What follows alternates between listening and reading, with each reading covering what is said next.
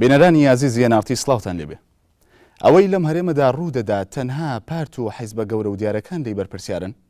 ئەو حیزبانەی کە پێیان دەوترێت حیزبی بچوو گاخۆ لەکوێی کێشە و چارەسەرەکاندان. ئەم پارتانە تەنها مانگانە بودجەی خۆیان وەردەگرن و لەگەڵ لایەنگرانیادا بەشی دەکەن و لە دوورەوە تەماشای ڕووداوەکان دەکەن،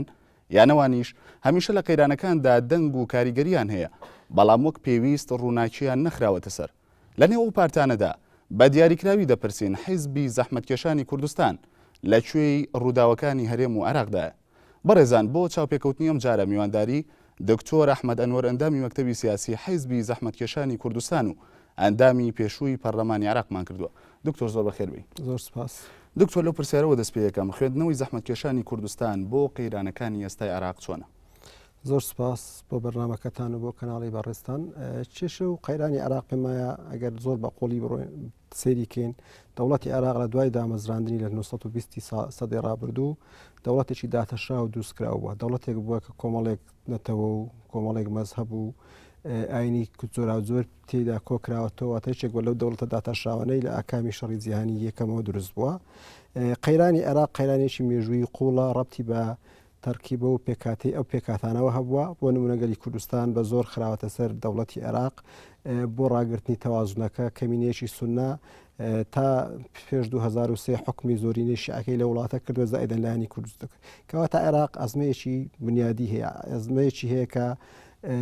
حەلکردنی تەنها بە گەڕانەوەیە بۆ دانی اختیار بەدەست هەموو پێکاتەکان لەوانەش گەلی کوردستان بۆی ئایا دەتوان ئازادە ناوچوارچەوە بمێنەوە. سەرجەم ئەوانتر تەفاسیل و گۆڕانکاری مەشهدی سیاسی و کاریگەری هاوچێشە ئیقلیمی و دەولەکانە. بۆ نمونە لە دوای 2003ەوە کە هیوایەکی زۆر هەبوو دەوڵەتی تازە عێراقزانش کە دروست بکرێتەوە، دەستورێک بە ڕای زۆربەی گەلانی عێراقدا بەزرێت کە تێدا هەموو پێکاتەکان بتوان بەپێی پرەنسیبی دیموکراسی تەوافق بتوان مافی خۆیان ممارەسە بکەن، حەقی خۆیان لە ئیدارەی ئەو وڵاتە، حەقی خۆیان لە هەموو کایەوتمەکانی پرۆسی سیاسی و ئیداری لە وڵاتە بڕێن پیادە بکەن. ئەوەش خۆتان دەزانین لە قۆناغێ بە قۆناغێکە باش بووە. بۆ نمونە لایەنی کوردستانی کە تەرەفێکی ئەساسی نووسینەوەی دەستور بوو لە کاتی دوای انتخاباتی جەمعی وەتەنی کە ئەرچی نووسینەوەی دەستور بوو، پێگەیەکی بەقوەتی هەبوو، بەڵام وردە ئەو پێگەیە هەست دەکەی لە کاتی گەشەکردنی زۆرینە، لە کاتی گەشەکردنی جارش کە مەیلی پاوەخوازی و تاگڕێوی لەوە ئەو ڕۆڵەش کەم بۆتەوە. باسی لایەنی کوردستانی یەکەم، باسی لایەنی عەرەبی سوننا ئەکەم، باسی تورکمان و بەڕاستی پێکاتەکانی تریش ئەەکەم. لەبەرەوە عێراق ئەو کێشە ئەزەدێک کە لە کاتی دروستبوونیەوە تا ئێستا لەگەڵیەتی وڵاتێک کە هەردەم لە قەیران بۆ قەیران ئەڕوات، لەبەرەوەی ئەوانێک کە ئیدارەی وڵاتە ئەکەن هەردەم تا پێش 2003 کەمینەیە کە کەمتر لە 120 ئەو وڵاتە بوون، حکمی 180 تریان کردووە. لە دوای 2003 زۆرینەیە کە خۆی ئیدعاکەن لە سەر 156 ویستویانە بە هەمان نەفەسی پێشوو ئیدارە بکەن و بە بیانووی زۆرینەی دانیشتوان سەرجەم کایەکانی دەوڵەت و جمگە ئەساسیەکانی حکومەتیان بۆ خۆیان احتیکار کردووە. ئەو قەیرانە هەردەم لەگەڵ دەوڵەتی عێراق هاتووە تا ئەو معادلە ئەساسیش حەل نەکرێ. بەڕای من سەرجەم حەلەکانیتر حەلی کاتین، حەلی پینەوە پەڕۆن بۆ نمونە اتفاقی لە بینی کوردە سیاسیەکان ئەکرێت. ئەو اتفاقە دەکرێت تا ڕادەیەک ناکۆچیەکان خامۆش کاتەوە، بەڵام مەسەلەی ئەساسی لە عێراق ئەوەیە کە تا ئێستا کوردە سیاسیەکان ناستنە سەری ئەوەیە کە عێراق هەویەی چییە، بەرەو چێ دەڕوات و چۆن عێلاقە لە بینی پێکاتە ئەساسیەکانی تەنزیمەکرێ و چ زەماناتێکێ بۆی ئەو مافی هەموو لایەک لە پیادەکردن و لە ئیدارەکردنی ئەو وڵاتە مسۆگەر بکرێت. بەڵێ لە ئێستادا قەیرانەکان توند بوونەتەوە، ماوەیە کە گوێمان لە لێدوانی توندی نێوان هەرێم و بەغدا دەبێت، بە تایبەت لێدوانەکانی مالکی و بەرزانی دژ بە یەکتری. بۆچی توندبوونەوەی قەیرانەکان دەگات بەم ئاستە؟ پێتان وایە چارەسەرەکان یاخود دەرگاکانی گفتوگۆ داخراون ئیتر قەیرانەکان ناتوانرێت لە ڕێگەی گفتوگۆوە چارەسەر بکرێ؟ ئێمە کۆمەڵک کێشەی کەلەکە بوومان هەیەوان نزیکەی بۆ 10 ساڵ ئەچێت. کێشەی مادەی 140 ناوچەند جێلاکەکانمان هەیە کە پێشتر لە قانونی ئیدارەی دەوڵەتە مادەی 58 بوو. کێشەی دەرنەچوونی یاسایەکی نەوت و گازمان هەیە کە حەقی هەرێمی کوردستان و سەرجەم هەرێم و پارێزگاکانتر لە ئیمزاکردنی گرێبەستینەوە دۆکو لە دەستورە هاتووە تەفعیل بکات. کێشەی میزانی هێزی پێشمەرگەمانە. ئەو کێشانە بەڕاستی چەند ساڵێکە هەر حەلی کاتی بۆ ئەکرێ، هەر بە کورتی چارەسەری جەزری بۆ ناکرێت. ئەو کێشانە کە کەلەکە ئەبن بە تەواتی وای لێ دێتە قەیرانەکان بتەقنەوە. هۆکارێکی گرنگیشمانە بیر نەچی ئەوەیە کە دوای دەرچوونی ئەمریکیەکان زیاتر ئەو قەیرانەکانی عێراق زیاتر کەواتە چێ بەرپرسە لە کەڵەکەبوونی قەیرانەکان؟ بەتەکیت حکوومەتی اتحادی تەرەفی سەرچی ئەوان دەسەڵاتی مەدەستە ئەوان میزانیان لەبەردەستە ئەوان تحالفی وەتانی لە دەخلی ڕابردوش ئیتلافی عراقی یەکگرت و زۆرینەی پەرلەمانی لەبەردەست بوو ئەوان زۆر بەڕاستی بە زیرەکان و بە سیاسیانە خۆیان لە جێبەجێکردنی التزاماتیان بەرامبەر کوردستان و مەسەلە دەستوریەکان زیوەتەوە ئەو بە معنای وانە ئێمە کەم و کۆڕیمانیە لە ئیدارەکردنی بەڵام مالکی لە چاوپێکەوتنەکەیدا لەگەڵ کەنانی NRT لەسەر مادەی 140 وتی کە ئێمە هەموویمان تەواو کردو و ئێستا ئەوەی کەماوە لەسەر سەرۆکایەتی کۆمارە لە کاتێکدا سەرۆکی کۆمار کوردە ئەوەی کە مالکی باسیەکە بۆ خۆلی ڕابردوو ڕاست بوو لە خۆلی ڕابردوو ئەنجومنی مەجلیسی ڕیاسە هەبوو مەجلیسی ڕیاسە هەر سێ ئەندامەکانی ڤیتۆیان هەبوو ئەو کات بوونی تارق هاشمی لە وەکو کەسێکی سوننا هەردەم ڕێگر بووە لەبەر ئەوەی کە پێشنیارێک بۆ گەڕانەوەی قەزا ناحیەکان تەنها یەک فەقەرە ئەوەی کە مالکی ئەوێت زۆر واز یەک فەقەرە ڕەبتی بە سەرۆکایەتی کۆمارێک گەڕانەوەی حدودی ئیداری کەرکووک بۆ پێش ساڵی 75 کەچی لەم دەورەی ئێستا بەڕێزبام جەلال خۆتانزان پرۆژەیەکی تەقدیم کردو لە پەرلەمانە کەوات ئەوەی مالکی وچی وتەنەیە کەلیمەت و حەقین باسی لەوە کرد کە مەرحەلەی یەکەم تەواو بووە نەخێر تەواو نەبووە لەبەر ئەوەی چۆن تا ئێستا ئەو پارەکەمەی کە حکوومەتی عراق ساڵانە لە حدودی 100 تا 150 ملیۆن دلار تەرخانی ئەکات بە بەستیترین ئەحساب سەرژمەیلانی کەم 10 ساڵکەی دەوێت تا سەرجەم ئەوانەی ئێستا فایلی قەرەبووەکان حازرە بتوانن ئەوەی خۆیان بکەن بتوان قەرەبووی خۆیان وەگرنەوە جگە لەوەی فایل ئەمەژەی بۆش کرد کە ملیارێک دلار تەرخان کراوە بۆ ئەو مەرحەلەی یەکەمی مادەی ئەمە بەستی ئەو 5 ساڵە بە ساڵانە من خۆم 4 ساڵی ڕابردووە پەرلەمان ساڵانە ئەو پەڕی زۆرترین پارە کە تەرخان کرابێت بۆ ساڵێک لە 150 تا 160 ملیۆن دلار زیاتر واتە ڕاست نەبوو قسێ نەنا کۆی گشتی پارەکە ڕەنگە ئەوە بکات ئەو بەڵام ئەوەی کە ماوە باسی نەکرد نەک ملیارە ڕەنگە سەروی 2 ملیار تریشمان پێویست بۆی قەرەبووی عربی هاوردە بکەینەوە بۆی بگەڕێتەوە قەرەبووی کورد و تورکمانیش بکەین بۆی بگەڕێتەوە کەواتە هەر خودی ئەو پرۆسەیە چەندین ساڵی تر دەوێت بۆ سیاستێک ئێستا حکوومەتی عراق جگەلەوەی مەسەلەی فایلی نزاعاتی ملکیە تا ئێستا کەمتر لە سەتادەی کێشەکانی یەکلایی کردوتەوە کە ئەوەش بە کەمترین تەقدیر لانی کەم 6 تا 7 ساڵی تری ئەوێت بۆی سەرجەم کێشەکان یەکلایی بێتەوە دوایش مەسەلە هەر ئەساسیەکە مەسەلەی سەرژمێری گشتیە کە تا ئێستا سەرژمێری گشتیش نەکراوە سەرژمێری گشتی ئەوکرێ پێش ئەوەی دوا قۆناغی مادەی 140 جێبەجێ بکرێ ئێژمان سەلی ڕاپرسیە واتە تا ئێستا قۆناغی یەکەمی مادەی 140 تەواو نەبوو بەتەکید و بەشەکی هەرە زۆریشی بۆ خۆدزینەوەی حکوومەتی ئیتیحادی لە بەغدا ئەگەڕێتەوە و بەشەکیش لە من پێمانە ئێمە شوتم ڕەنگە ئێمە خۆمان کەم تەرخەمی لە متابع حقوقی خۆمان بەڵام لەبەرەوەی دەسەڵات و ئیمکانیات و زۆرینەی پەرلەمانی لای ئەوانە بەتەکید ئەوان بەشی هەرە زۆری مەسئولیت تحملەکەن لە جێبەجێ نەکردنی مادەی 140 دەرەنجامی توندبوونەوەی لێدوانەکانی مالکی و بەرزانی دژبەیەک چۆن دەبینیت؟ من پێم وایە وەگوتم کە کەڵە کێشەکان کەلەکە بوون و کێشەکان چارەسەری بۆ نەدەوزرا بە تەکید چاوەڕوان کراوە کە ئەو کێشانە وردە زیاتر تند و تیشتر ببنەوە ئەوەی کە بەڕێستەر و شێرێم لە خۆتابی نەورۆز باسی کرد دواتر یەک دوو کۆپنەوەی لەگەڵ لایەنە سیاسیەکان کرد زۆر مناقەشی ئەو مەسەلە کرا ئەو وەکو سەرۆکی هەڵبژێرداوی هەرێم بۆ لایەنە سیاسیەکان باس کردی من ئەمە ئەو کێشانە بخەمە سەر ڕاگەیاندن بەردەم خەڵکی کوردستان و ڕەنگەوە بە تەکید ئەوە فشارێکیش بێ بۆ ئەوەی کە لایەنی مقابل بزانێت کە لایەنی کوردستانی هەتا سەر ناتوانێت چاوەڕێی وعدەکان بکە خۆتان دەزانێمە لە دوای اتفاقی هەولێر پێش اتفاقی هەولێر ڕێکەوتنامەیەکی 25 قۆڵی عفو 25 خاڵی لەگەڵ دەوڵەتی یاسا ئیمزا کراوە کە جێبەجێکردنی مادەی 140 لە سەقفێکە کە نزیک 2 ساڵ تێنەپەڕێ لە حکومی دەورەی دوای مالکی تێدایە لەگەڵ کۆمەڵە خادر کاتی خۆی ڕاگەیاندنەکان بڵاوکرانێتەوە بە تەکید لایەنی تریش وتم قەیرانەکە زۆر قۆڵ بوو یەکەم جار لەگەڵ عەرەبی سوننەوە بە دۆسیی تارق هاشمی دەستی پێکرد پاشان لەگەڵ ئێمەشدا حکوومەتی بەغدا من پێم وایە لە قەیرانێکی گەورەدا دژی قەیرانێکی گەورە ئێستا لەم ڕۆژانە کە لە بەغدا بەرەو مەوسمی گەرما دەڕوا ساعاتێک تا 2 ساعت کارەبای نیشتیمانی لە بەغدا هەیە فایلی گەندەڵی و نەمونی خزمەت گوزاری سڕعی تۆندی نێوان داوە و گروپەکانی ناو تحالفی وەتەنی وای کردو بەڕاستی مالکی زیرەکانە جارشکە قەزیەی بە کورتی قەزیەی وروژاندنی هەستی شۆڤینی لای زۆرینەی شەقامی خۆیان کاتە قاوناق ئێستا دوور نییە مالکی ئیش بۆ ئەوە کات ئەگەر لایەنەکانتر لەگەڵی ئەوە هاوکۆک بن انتخاباتش پێش وەخت بکات چکە پێی وایە ئەو وتارە توندانەی کە دژ بە لایەنی کوردستانی دەیدا کورد دەیدات سوودی لێوەرەگە پێشترێ خۆش دەزانین سونەکان کەسێکی وەکو ئوسامە نەجەفی کە ئێستا سەرۆکی پەرلەمانە زۆرترین دەنجێنا لەبەر زۆرترین قسەی لەسەر لایەنی کوردستانی دەکرد پێم وایە ئەوە زانی بەچی مەوزوعات زانی بەچیش ئەوەیە ئەوان بەسەراحەت حزبی داوا باگراوەندی سیاسی و فکرێکەشی بخوێنەوە خۆیان قەناعەتیان بە عێراقێکی مرکزی بەقوت هەیە خۆیان پێیان وایە دەتوانن لە ڕێگەی کەسێکی بەقوت عێراق کۆنتترۆل بکەن و داهاتێکی زۆری نەوتیان بەدەستە خۆتان دەزان ڕۆژان سعینە و لە بازاڕایان جیهان بەرز دەبێتەوە و قەناعەتیشیان بە مەسەلەی فیدرالی نییە کاتی خۆشی ئەوان کە لە نووسینەوەی دەستورا بەشدار بوون بەڕاستی مقتەنع نەبوون بەڵام ئەوان ئەو کات گروپی سەرەکی نەبوو ناو تحالفی لە ناو ئیتلافی عراقی بەڵکو برایانی مەسی ئاعلا کە ئەوان پرۆژەی فیدرالی هی ئەوان بوو. بەڵێ کەواتە سیاسەتی تەندروستی کورد بەرامبەر بە بەغدا دەبێت چۆن بێت؟ من پێم وایە کورد هەموو هەڵە و کەم کوڕی زۆر گەورەی هەبووە زۆر فڕستی گەورەمانە دەستداوە لە ڕابردوو بۆ نمونە لە قانونی ئیداری دەوڵەتە ئێمە پێداگری تاوامان کردای لەسەر جێڕانەوەی کەرکوو ناوچەکان پێم وایە بۆمان دەچوەسەر نەمان کرد و لە پرۆسی دروستکردنەوەی عێراقیمان زۆر زەمانات دەمانتوانی کاتێکە چووی ناو تحالف لەگەڵ ئەمریکا بەڕاستی زۆر زەماناتی نووسراومان وەربگرتا بایە باشتر بوو کە ڕاستە تا ئێستا لە دوا سەردانی سەرۆکی هەرێمیش بۆ بەغدا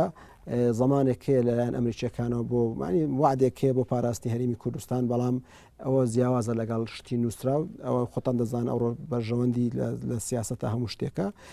و لە نووسینەوەی دەستوریش ئامەجارشکە دەمانتوانی کۆمەڵی خاڵ ینی بە عەلاقەل مادەی 140 کۆمەڵک مادەی تروانە نووسینەوە وان نووسرایەوە و ئیدارەی فایلەکە بەڕاستی هەردەم لە دەستی هەیەکی پسپۆڕ و کۆمەڵە خەڵکی بە کورتی بەتوانە بێت کە زۆر زیرەکانە بتوانێت ئیداری ئەو فایلە بکات ئەوە لەسەر ڕابردوو لە ئێستا پێم وایە ئەبێ فایلە تەسلیم بە هەیەتێکی نیشتیمانی سەر تاسەری بکرێەوە ئێتا سوود لە خبرەی پەرلەمانتاران و وەزیرانی کۆنی بەغدا هەموو لایەنە سیاسیەکان بەبێ جیاوازی هەڵوێستی سیاسیان لە حکوومەتی هەرێمی کوردستان بەشدار بن لەو مەسەلەیە و لەگەڵ ئەوە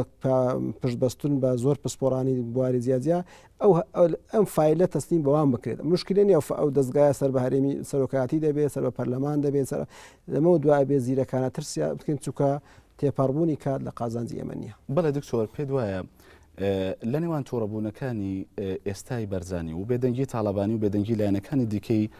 ئۆپۆسیۆن بە تایبەتی لە بەرامبەر بەغدادا پێت وایە سیاسەتێکی کۆدەنگی کوردی هەبێت بەرامبەر بە بەغدا؟ ئەوەش شێکە لە خاڵە لاوازەکانی ئێمە کە ئەو ئەزمایە هەیە دیارە دوو تا سێ کۆبنەوەی سەرۆکی هەرێم لەگەڵ لایەنە سیاسیەکان کراوە کە سەرجەم لایەنە سیاسیەکان جگە لە برادرانی گۆڕان ئامادەی نەبوون کۆدنێکی باش هەبووە بەڵام ئەو کەواتە بەڕاشکاوانە چێ بەرپرسیارە لە نەبوونی کۆدەنگیە؟ من پێت ئەڵێم ئەو فایلە ئەبێ لە دەست هەیەتێکی فراوان بێ ئەو هەیەتە هەموو لایەنە سیاسیەکانی کوردستانی تێدا بێ شارەزا و پسپۆری زۆری تێدا بێ و داڕێژەری ئەو سیاسەتە بێ ئەو سیاسەتە دوای ئەوە بە ڕێستەرۆکی هەرێم تعبیری لێ دەکات بە ڕێستەرۆکی حکوومەت تعبیری دەکات ئەوە مشکلەمان لەس ئەوە نییە سلسلەی دەسەڵاتی تەنفیزی لە کوردستان لە هەرێما چۆنە کەواتە ئەو هەیەتە پێویستە و ئێستا هەموو لایەکانیش داواکەن ئەبێت تۆ میکانیزمێکت بۆ حەڵکردنی ئەو کێشانە بێ میکانیزمێکت ئەوەلەم بۆ عەرزکردنی خۆت هەبێت بۆ متەنەزەری خۆت سیاسەتێکی ڕسمی هەبێت سیاسەتێکی دوور و درێژیان وەسادیان مامناوەندی هەبێ و ئیدارەی فایلی بەغدا بکات علاقاتی لەگەڵ سەرجەم کوتلە سیاسیەکانی بەغدایی هەر ئەوەی کە نوێنەری هەرێمی کوردستان دەکەن لەگەڵ وەزیرەکانە بە کوردی خۆ دەزانێت فترەیە کۆمەڵک کۆبنەوەی وەزیر و پەرلەمانتارەکان کرا هەموو گلیان لەوە بوو کە تەنسیقێکی بەقوت نییە وەکو علاقەیەکی لاواسەی لە بینی ئەو مەسەلانە ئەو فایلێکی گرنگە ئەبێ بە جوهدێکی نیشتیمانی هەمەلایەنە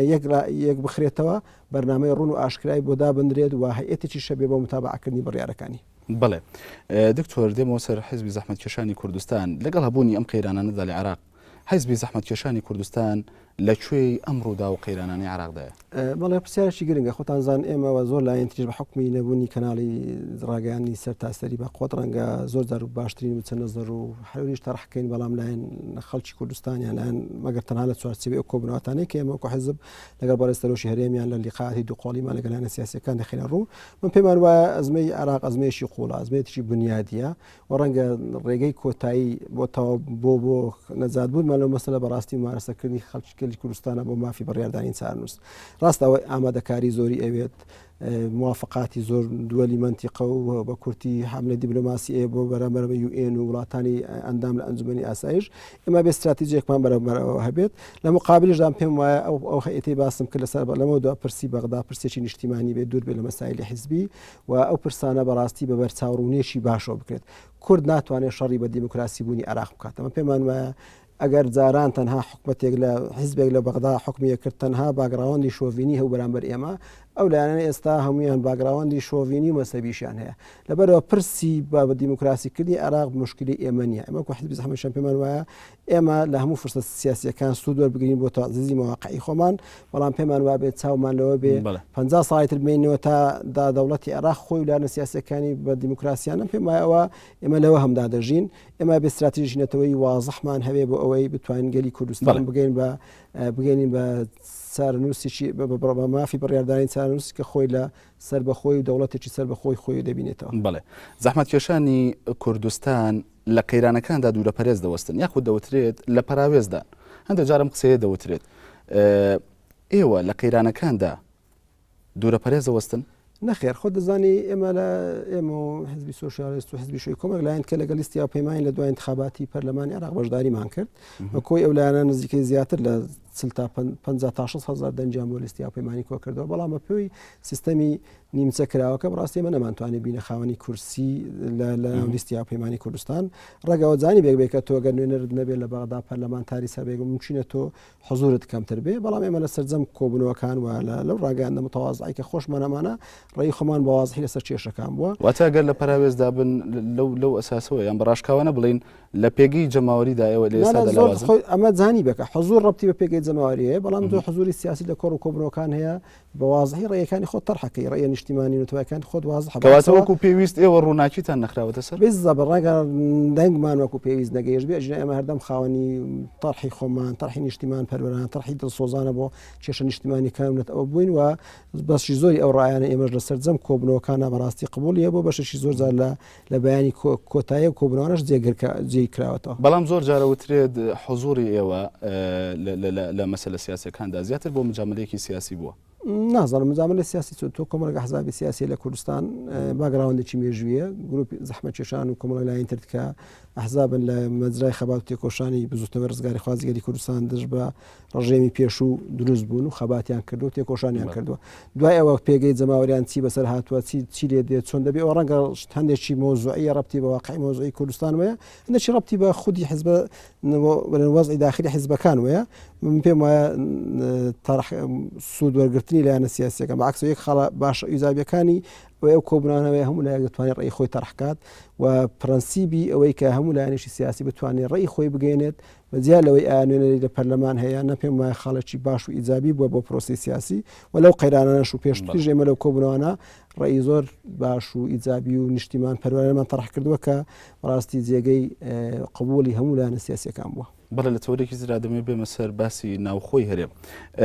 لەم دوایەدا باسوخواسی دروستبوونی دەوڵەتی کوردی لە ئارادا بوو حیزبی زەحمەتکێشانی کوردستان لەسەر دروستبوونی دەوڵەتی کوردی ڕای چییە؟ حزبی زەحمەتکێشانی کوردستان لە دوایین کۆنگرەی خۆی کە ساڵی پارلەمانجی حەوت بەسترا دروشمی سەرەکی بەرەو بڕیاردانی مافی چارەنووس لە ڕێگەی ڕیفرەندامی بەرز کردەوە ئەنی لە ڕێگەی ڕاپرسیەوە پێمان وایەتر کاتی ئەوە هاتووە لە گەلی کوردستان بە واضحی سەرکردە سیاسەکانی بە واضحی ئیش بۆ مەسلەی ڕاپرسی بکەن دیارە ئەمیشە ڕەنگە بە ساڵێک و 2 ساڵ و 3 ساڵ نەکرێ بەڵام پێویستی بە هەڵبەتێکی دیپلۆماسی گەورە هەیە پێویستی بە یەک ڕێزی ناوخۆ هەیە پێویستی بە دروستکردنی کایەکانی دەوڵەت هەیە لە ڕووی ئابووری لە ڕووی موسساتی پێم وایە ترکاتی ئەوە هاتووە گەلی کوردستان و بە ڕەچاوکردنی ئەو گۆڕانکاریانەی دوای ئەوەی کە پێوترێ بەهاری عەرەبی لە مەنتیقەکە هەندێکی ڕوویدا و هەندێکی لە ڕێگای ڕوودات ئەوە بەرنامە ئەمە پێمان وایە پرسی دەوڵەتی کوردی دەبێت پرسێکی دەرەجەیەک و ئەساسی و استراتیزی بێ لە سەرجەم لایەنە سیاسیەکانی کوردستان کات و تەوقیت مهم نییە کەی تۆ حازرە بیت کەی هاوچێشە ئیقلیمی و دەوڵەتێکە بە قازاندن و دەبێت ئەو مەسەلەیەک نییە بەڵام ئەوەیە تۆ بێ بە استراتیجێکی زۆر ڕوون و وازەح ئەو بودجەی میزانی ساڵانەی کە لە بەردەستایە لە قازانجی ئەو ئامانجە بە باشکردنی ژیانی خەڵک بە نێشتنی گەندەڵی بە چاکزازی جددی کە هەستی نیشتیمان پەروەربوون لای خەڵک بە قوت دەکات ئەبێ هەموو لایەنە سیاسیەکان کار بە ئەو مەسەلەیە بکەن. بەڵێ دکتۆر بەرزانی پرسی دروستبوونی دەوڵەتی سربەخۆی کوردی دەوروژێنێت تاالبانی لە بەرامبەردا بە جۆرێک لە جۆرەکان بێدەنگە و پێشتریش بە خەونی شاعرانە ناویبرد بەڕاشکاوانە پێم بڵێ حیزبی زەحمەتکێشانی کوردستان لە کامیان و نزیکە؟ حیزبی زەحمەتکێشانی کوردستان وازەحە ئەو لەگەڵ پرسی دەوڵەتی نەتەوەیە پێی وایە ئەو دەوڵەتە ئامادەکاری ئەوێت تەحزیراتی ئەوێت ئەوە خاڵێکە ئیتر هەر لایەنێکی سیاسی لە کوردستان